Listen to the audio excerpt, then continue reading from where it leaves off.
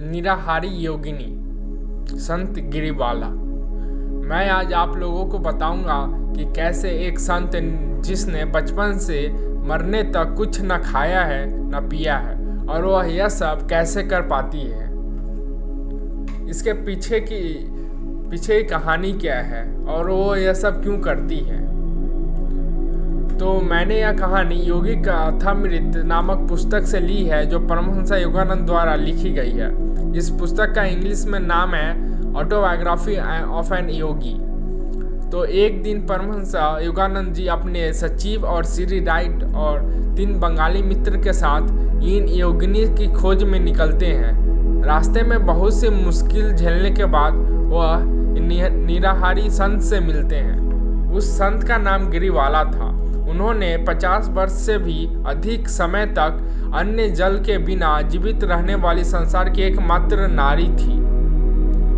फिर योगानंद और गिरिबाला के बीच में बहुत सारी बातें होती हैं। गिरिबाला बताती है कि उन्हें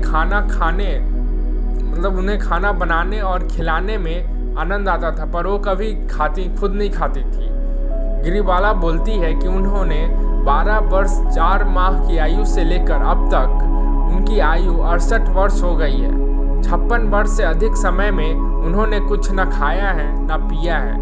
उनकी कहानी इस प्रकार है कि बचपन में उन्हें बहुत भयंकर भूख लगी रहती थी और उनकी भूख कभी शांत नहीं होती थी। लगभग 9 वर्ष की आयु में उनकी सगाई हो जाती है। उनकी माँ प्राय उन्हें कहा करती थी कि बेटी, खाने की इच्छा पर नियंत्रण करने का प्रयत्न करो। जब विवाह हो जाने के बाद तुम अपने पति के घर में अनजान लोगों के बीच रहना पड़ेगा, तब यदि तू खाने में ही सारा समय बिताएगी तो वे लोग क्या सोचेंगे। और अंततः यही हुआ। जब गिरिबाला अपने पति के घर रहने गई तो उनकी उम्र केवल 12 वर्ष की थी। सतत खाने रहने की आदत के कारण उनकी सास सुबह से रात तक दिन भर उनकी बहुत बेइज्जती करती थी। तो सुबह से शाम वो दिन भर खाती रहती थी तो उनकी सास बहुत बेइज्जती करती थी, मतलब बहुत सारे कटु वचन बोलती थी। ऐसा एक दिन क्या हुआ कि उनकी सास ने उन्हें बहुत सी कठोर वचन कह दिए। तो गिरिबाला ने झल्ला कर कहा, मैं शीघ्र ही आपको दिखा दूंगी कि जब तक मैं जीवित रहूंगी तब तक अन्न का स्पर्श नहीं करूंगी। तब उनके सास ने कहा कि जब तू 3 बार खाना खाते रहती है तो बिना खाना खाए तू कैसे रह सकती है। यह बोलकर उनके सास ने गिरिबाला का मजाक उड़ाया था। तो उसके बाद गिरिबाला नवाबगंज के गंगा घाट के ओर चल पड़ी। जब वो गंगा के किनारे चल रही थी तो रास्ते में उन्हें ससुराल के एक पुरोहित मिल गए।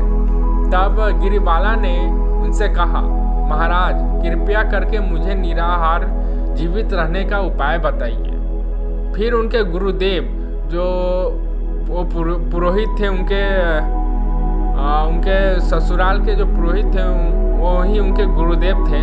तो फिर उनके गुरुदेव उन्हें कहते हैं कि आज शाम मंदिर में आ जाओ, मैं तुम्हारे लिए एक विशेष वैदिक अनुष्ठान करूंगा। यह कहकर गुरुदेव वहाँ से चले जाते हैं, मतलब वो पुरोहित वहाँ से चले जाते हैं। तब फिर उनके गुरुदेव यानी वो पुरोहित उन्होंने निराहार रहने की योगिक क्रिया सिखाते हैं गिरिबाला को। वह बोलती है कि इसमें कोई दवाई, जादू टोना ये सब कुछ है नहीं। यह केवल एक बहुत सिंपल योगिक क्रिया है, मतलब सिंपल तो नहीं पर एक क्रिया है। इसमें कोई और कुछ नहीं है, मतलब दवाई, जादू टोना ये सब कुछ नहीं। ये सिर्फ एक सिंपल क्रिया है और कुछ नहीं है। तो योगानंद जी गिरिबाला से बोलते हैं कि आप ये कला सबको क्यों नहीं सिखाते, पूरे संसार को क्यों नहीं सिखाते। जो लोग भूखे मरते वो भूखे नहीं मरेंगे। तो गिरिबाला बोलती है कि ये कला सबको सिखाने के लिए मेरे गुरुदेव का सख्त आदेश है कि वो किसी को न सिखाएं। तो परमहंस योगानंद जी गिरिबाला से बोलते हैं, तो शिक्षा सिर्फ आपको देने से क्या फ़ायदा, जो संसार के कामना से सिर्फ आपको ये शिक्षा क्यों मिली। तो गिरिवाला बोलती है कि ये सिद्ध करने के लिए कि मनुष्य आत्मा है और कुछ नहीं।